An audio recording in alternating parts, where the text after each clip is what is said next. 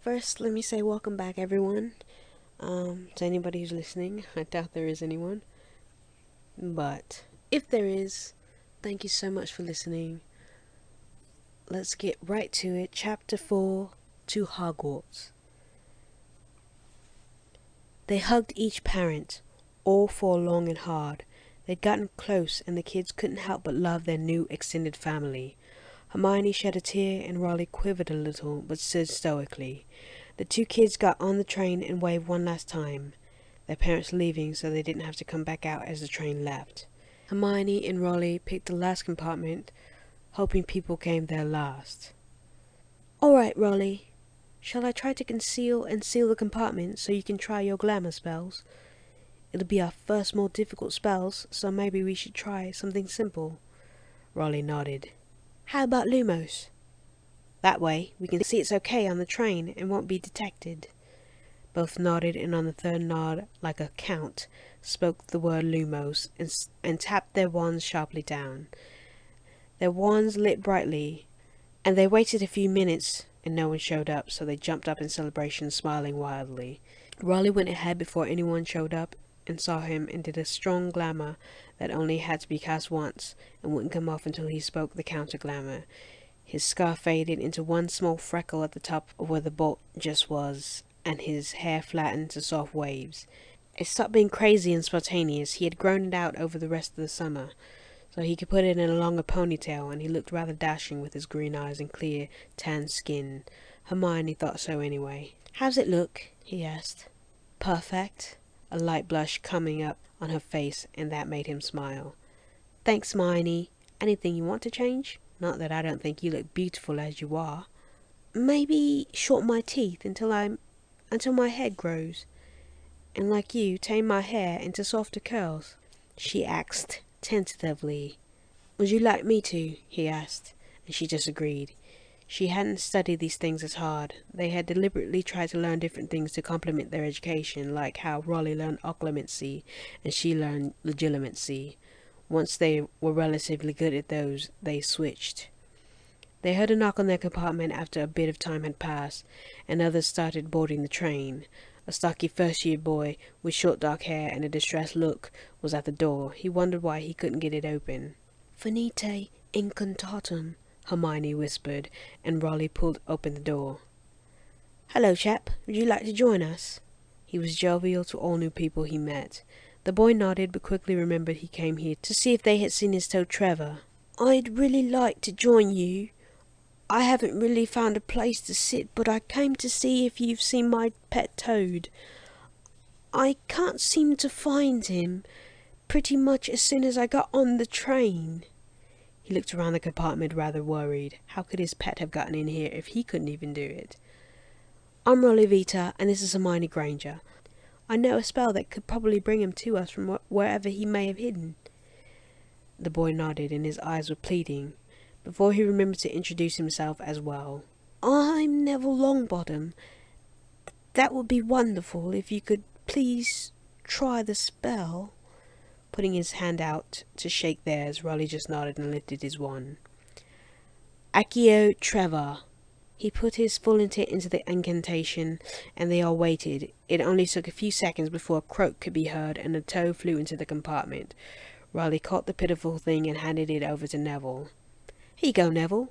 That's him, right?" Neville nodded vigorously. "That was bloody marvellous. Could you teach that to me? I'm always losing him." "Of course. Would you like to sit with us and we can be friends? I'll teach you the spell. It's rather easy, all about intention and willing your power to summon whatever it is you're looking for, or needing to come to you. Don't worry, this is a simpler spell, even though it's in the 5th-year book." "That's right. We did a lot of studying once we got our books, so we weren't completely caught off board since we are Muggle-born. That one is simple, like Rollie said, even though it is a 5th-year spell. We really practiced all those we thought would be useful. That is dead useful, as you saw." The dark-haired Rollie nodded, while Hermione talked in complete agreement. "You give it a go, Neville," Rollie encouraged the larger boy. He put the toad down across the compartment, went and sat down, and practiced the movement twice before using the spell the third time. Trevor stayed still. Neville dropped his head. Don't give up, Neville. We did get it first, but only because we've been reading about summoning our magic and practicing the movement, Hermione encouraged this time. Right, try a bit of a smaller wave and really concentrate your power, the ponytail boy suggested to him, and smiled and nodded, saluted him, closed fists to help him give it a go. Neville really appreciated their help. Thanks, guys. My whole family says I'm barely magical, so I'm not sure. Nonsense. You can do anything you put your mind to. Don't let anyone tell you can't. That is all you need, my friend. Some belief in yourself. I believe in you, Rollie exclaimed. And me. You can do it, Nev. Hermione pushed to the edge of her seat to watch him try again. Neville resolved himself and really breathed in and concentrated on pulling up his power, following the direction Rollie gave. On the wand movement, tried again. Accio Trevor! The toad zipped over to him through the air and gently landed in his waiting hand. Excellent, Neville. You've done it once. It'll only get easier from now.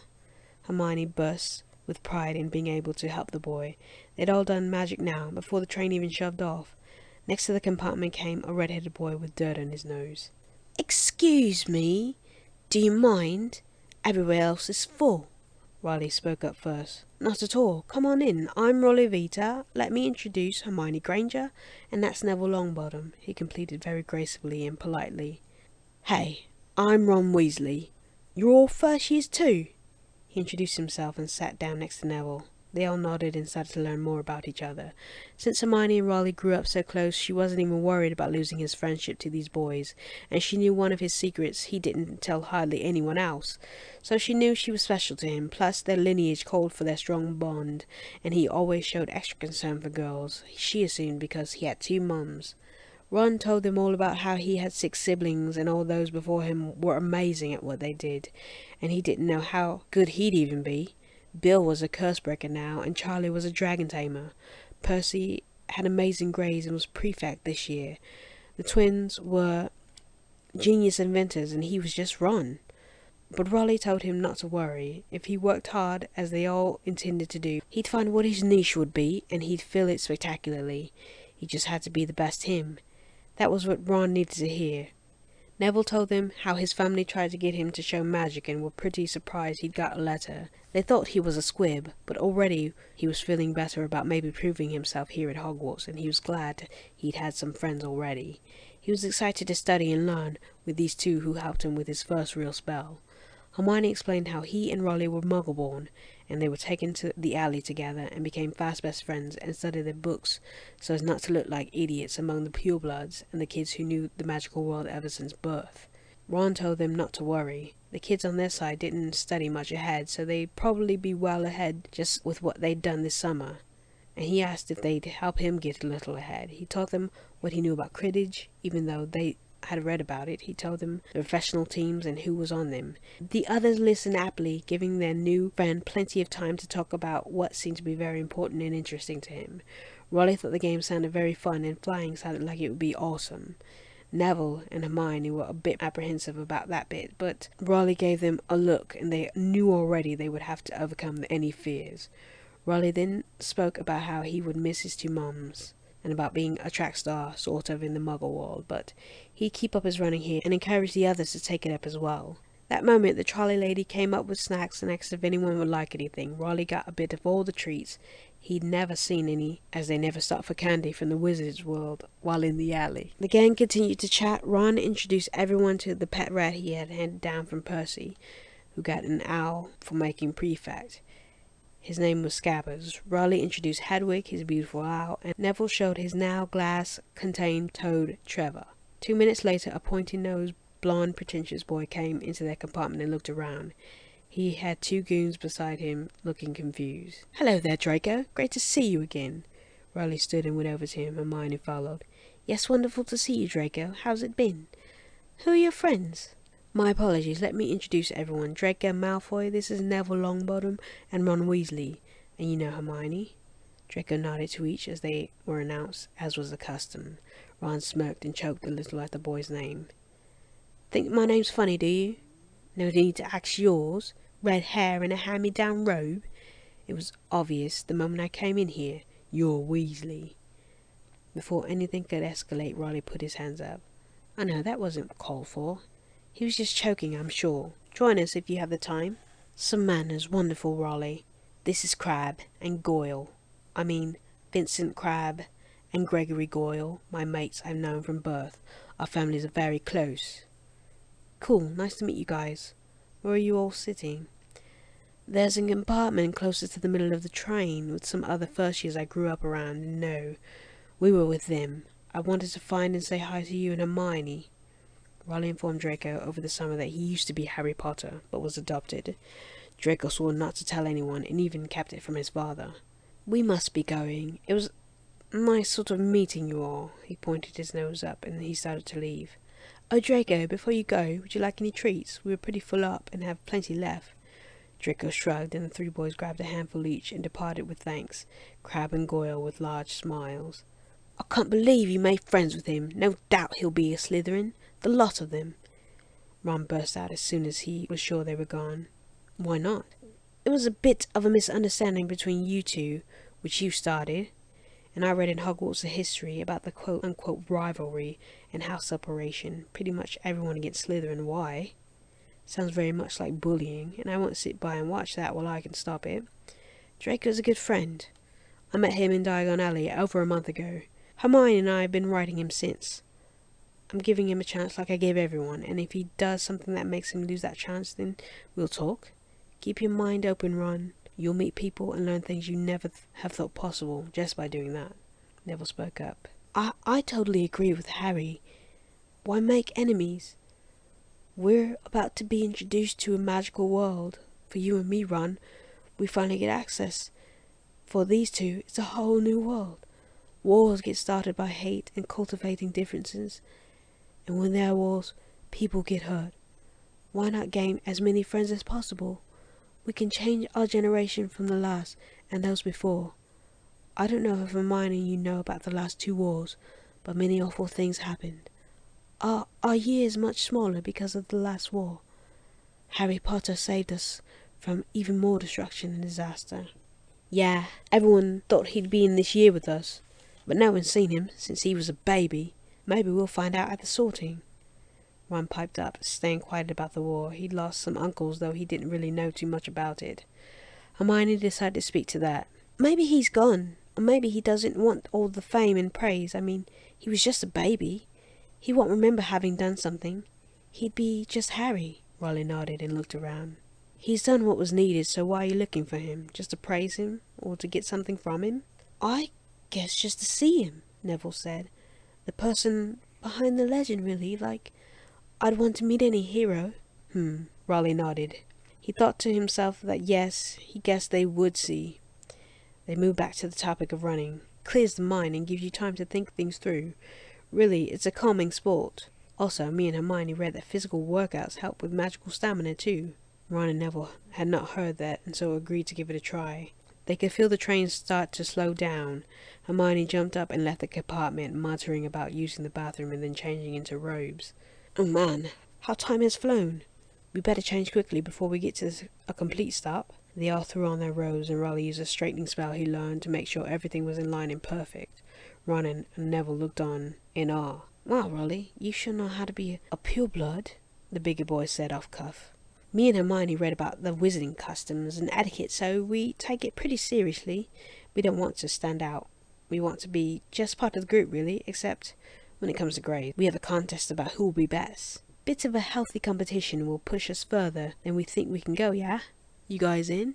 Neville nodded pathetically and Ron shrugged a bit. If you are, we of course will help each other, but we'll have to put our own stamp that brings everything to an extra level on assignments. That'll prove which of us comes out on top at the end of the year. It's a fierce competition, Rollie stated dramatically and eyed the 2 boys. Ron wowed. I'm thinking you and Hermione will be in Ravenclaw. I'm definitely heading to Gryffindor.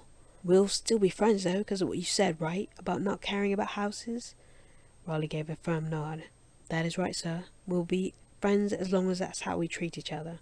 I haven't any intention of stopping. Let's let whatever the sorting is decide and keep our minds open, and we'll see where we fall. There's no shame in any house in my book.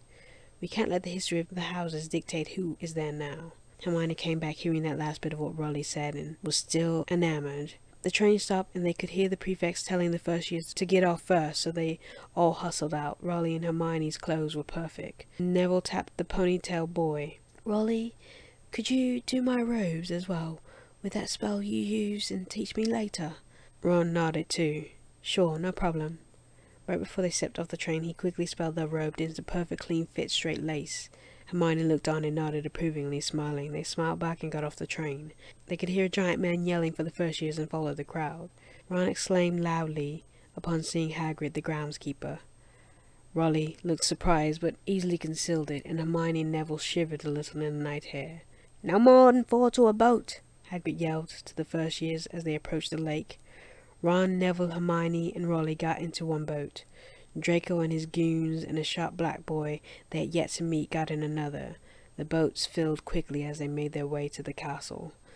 There was a collective gasp as it came into view, and not one person there felt any regret in coming to this magical place, which was quite literally magical.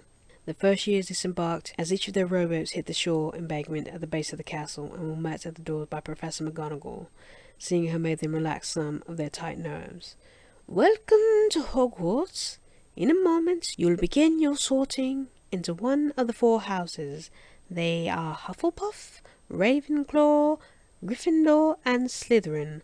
While you are here, your house will be like your family. Your triumphs will earn you house points. Any rule breaking will lose you points. At the end of the year, the winners are awarded the house cup. I'm sure each of you will be a credit to whichever house you're sorted to. Wait here, and then I'll call you in," the professor thoroughly explained. When the ghosts strewn through the hall, half the new students jumped, and some shrieked a little. There was something like 20 different ghosts. Before any of them could speak, the professor returned and escorted the lot into the hall. She told them to form a line and wait for their names to be called, where the hat before them would sort them. Rollie knew it wouldn't be anything crazy. They were first years for Merlin's sake. The hat started singing and explained the virtues of each house. Upon completion, everyone in the hall applauded. The sorting went alphabetically by last name, so Rollie would be right before Weasley. That concludes chapter 4. Thank you so much for coming on this journey with me and my fanfiction. Thanks everyone who's listening. Have a good evening.